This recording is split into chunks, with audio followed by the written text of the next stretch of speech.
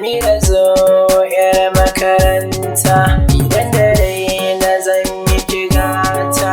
Amira an hana ni na ganki, hakan ya saki mini maki.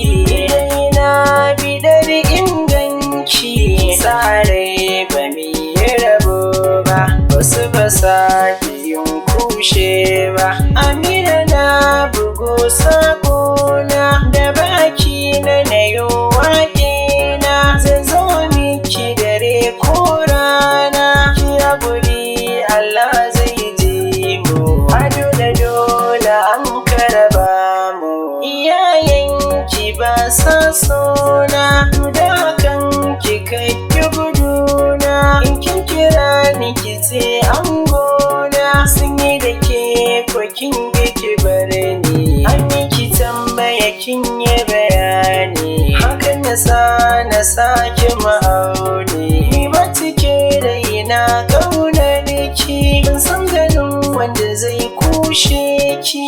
Zan yi hidima mai ko ɗaki. Amira sanni diya mai kirki, daɗi kalamai na bakin ki.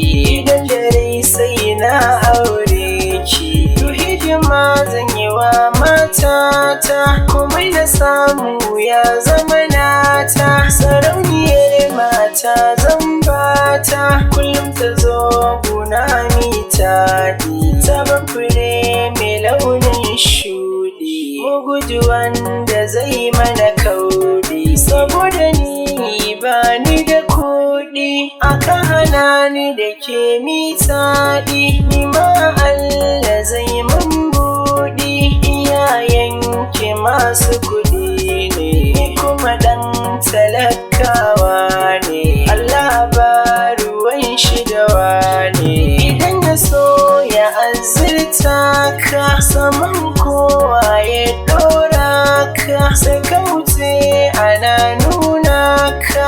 Amira kare ki damu da wannan, ta zama kaddara shi kenan. Ya guri, ya guri, ya guri Amira, kada ki sa kanki lallura. Allah yana nan tare da ke, ga addu'a nan sai ki rike, ba za ta faɗi banza ba. Amira sanniyar baba, da san kirai da ki duba. Amira kin cika alƙawari, ke kika ce so kar mu bari. Ni ma ina nan tare da ke, buri na kullum mu tsallake.